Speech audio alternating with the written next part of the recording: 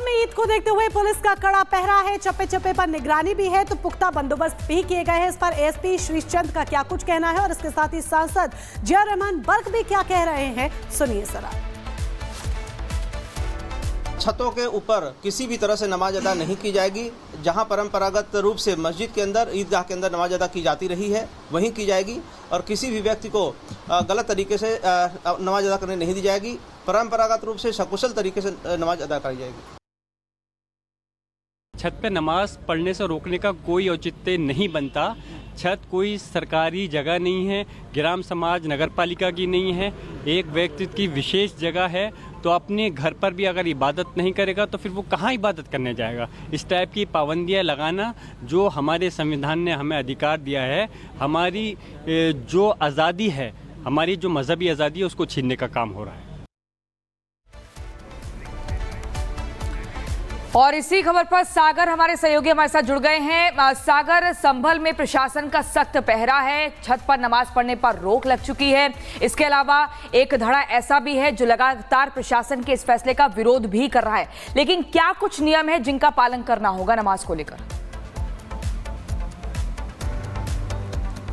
देखिए बिल्कुल प्रियंका, अगर हम बात करें तो प्रशासन का ये कहना कि आखिर नमाजियों को छत पर नमाज पढ़ने से रोका क्यों जा रहा है, इसके पीछे प्रशासन अपना तर्क दे। तो प्रशासन ने तर्क ये दिया कि आखिर बताइए, जब नमाजी इन छतों पर एकत्रित हो जाएंगे तो फिर भला ये छत जो है इतने ज़्यादा लोगों का भार कैसे झेल पाएंगे। ये देखिए आसपास जो घर है, कितनी पुरानी बिल्डिंगें कई सारी हैं इस विवादित जामा मस्जिद परिसर के आसपास। और यही वजह है कि जब इस पर नमाजी एकत्रित होते थे तो प्रशासन ने यहाँ पर देखिए हालात ना बिगड़े, कहीं से बिल्डिंग का अगर ढांचा अगर कमजोर हुआ तो देखिए वो घर भी गिर सकता है, बड़ी दुर्घटना ना हो, इसके पीछे तर्क ये दिया ताकि लोग देखिए छतों पर नमाज ना पढ़ें। ये देखिए एकदम फ्रंट अगर मैं हिस्सा आपको दिखाऊं विवादित जामा मस्जिद का, जहां पर देखिए एक लाइन से 3 घर हैं और ये 3 घर देखिए काफी पुराने हो चुके हैं। प्रशासन ने कहा है कि हमने पूरा इसकी चेकिंग की है, हमने जांच की, उसके बाद हमने फैसला सुनाया है। ये देखिए ये जो पीले कलर का मकान है उसके बगल में देखिए टीन शेड आपको दिखाई दे रही होगी, उसके बगल में 2 सफेद टंकियां आपको दिख रही हैं, वो देखिए अभी फिलहाल देखिए उसकी मरम्मत करवाई गई है। लेकिन सभी घर काफी पुराने हैं, प्रशासन नहीं चाहता कि यहाँ पर लोगों को दिक्कत हो और लोग यहाँ पर सुरक्षित यहाँ पर रहें, बड़ी बात यह है। लेकिन अब देखिए सियासत जो लगातार जोरों पर है। बिल्कुल, और अब वहाँ के लोग इस फैसले को लेकर के किस तरीके से सामने आते हैं ये भी देखना होगा। हालांकि पीस कमेटी की तरफ से भी ये साफ किया गया है, क्योंकि संभल दंगे के बाद योगी सरकार भी सख्त है और प्रशासन कोई भी रिस्क नहीं लेना चाहता है। और यही वजह है कि कल पीस कमेटी की बैठक में प्रशासन ने लोगों से 2 टूक कह दिया है कि कानून व्यवस्था से कोई समझौता नहीं होगा।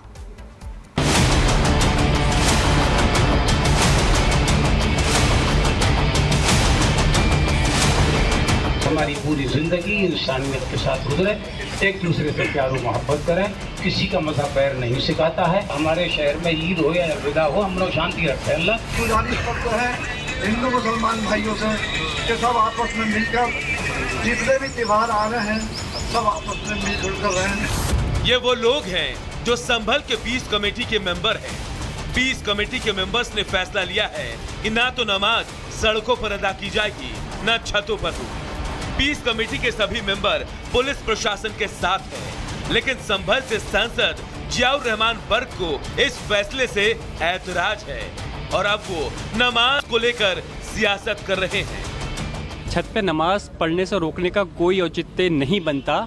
छत कोई सरकारी जगह नहीं है, ग्राम समाज नगर पालिका की नहीं है, एक व्यक्ति की विशेष जगह है। तो अपने घर पर भी अगर इबादत नहीं करेगा तो फिर वो कहाँ इबादत करने जाएगा। इस टाइप की पाबंदियाँ लगाना जो हमारे संविधान ने हमें अधिकार दिया है, हमारी जो आज़ादी है, हमारी जो मजहबी आज़ादी है, उसको छीनने का काम हो रहा है। सवाल ये है कि जब संभल के हिंदू मुसलमान शांति से अपना त्योहार मनाना चाहते हैं तो फिर बर्क साहब को मिर्ची क्यों लग रही है? प्रशासन अगर कह रहा है कि कमजोर छत पर नमाज होगी तो कोई अनहोनी हो सकती है, ऐसे में क्या बर्क साहब इसकी जिम्मेदारी लेंगे? लेकिन उन्हें इन सब से मतलब कहां, उन्हें तो सिर्फ अपनी सियासत चमकानी है। बहरहाल संभल प्रशासन ने छतों पर नमाज को लेकर साफ साफ निर्देश दे दिए हैं। कोतवाली संभल परिसर में समिति की बैठक की गई, जिसमें सभी वर्गों धर्मों के लोग उपस्थित थे।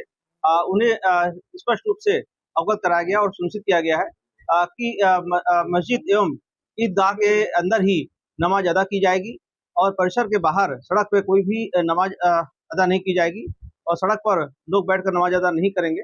यह आशा की जाती है कि सभी त्योहार शांतिपूर्ण ढंग से संपन्न किए जाएंगे। विपक्ष के निशाने पर रहने वाले संभल के सीओ अनुज चौधरी होली के दौरान दिए बयान को लेकर काफी चर्चा में रहे, लेकिन इस बार सियासत करने वालों पर करारा प्रहार किया।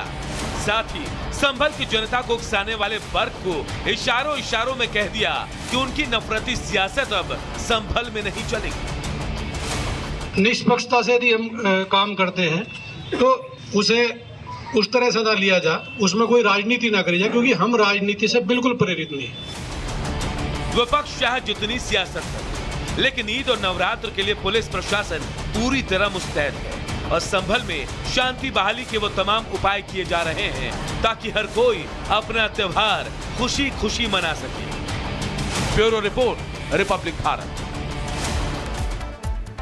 तो उधर संभल में जफर अली की जमानत याचिका पर आज सुनवाई होनी है। जफर अली की जमानत याचिका पर देखना होगा कि राहत मिलेगी या फिर आफत अभी और बढ़ेगी। विवादित मस्जिद कमेटी के सदर जफर अली की जमानत याचिका पर आज सुनवाई है और ऐसे में सबकी निगाहें इस पर टिकी हुई है। दरअसल जफर अली पर भीड़ को उकसाने का आरोप लगा है। 24 नवंबर 2024 के दिन जो हिंसा हुई उसको लेकर भीड़ को उकसाने का आरोप लगा है। जफर अली पर आरोप है कि उन्होंने भीड़ को कहा कि मस्जिद के अंदर खुदाई हो रही है, जिसके बाद वहां पर लोग भड़क जाते हैं और वहां पर वो जो पूरे तनावपूर्ण स्थिति देखने को मिलती है, तनावपूर्ण हालात देखने को मिलते हैं, वो उत्पन्न हो जाते हैं।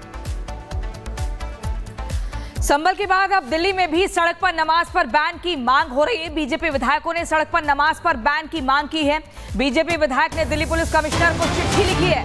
बाकायदा चिट्ठी में मांगों का जिक्र किया गया है कि सड़क पर नमाज पर बैन की मांग होनी इस तरफ देखना चाहिए और बीजेपी विधायकों ने सड़क पर नमाज पर सीधे तौर पर कहा है कि बैन होना चाहिए, इस पर भी सख्ती से कदम उठाना चाहिए। अब दिल्ली पुलिस कमिश्नर क्या कुछ चिट्ठी का संज्ञान लेते हैं, इसका इंतजार करना होगा।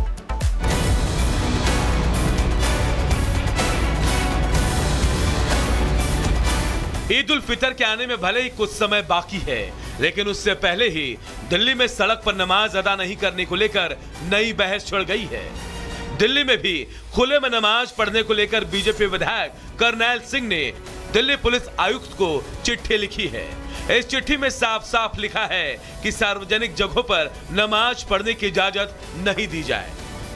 पिछले सप्ताह मैं कहीं जा रहा था और एक एम्बुलेंस आ रही थी। उस एम्बुलेंस के अंदर मरीज था और वो आधे घंटे तक तड़फता रहा। जहाँ वो लोग नमाज पढ़ रहे थे तो मैंने बीच में डिस्टर्ब करना ठीक नहीं समझा, लेकिन नमाज ख़त्म होने के बाद मैंने उनको निवेदन किया कि आपके पास अंदर जगह है, आप अंदर पढ़िए।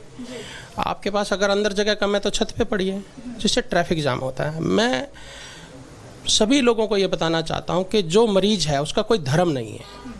वो हिंदू भी हो सकता है, वो मुसलमान भी हो सकता है, वो किसी भी धर्म का हो सकता है। ट्रैफिक जाम होने से सबकी समस्या है।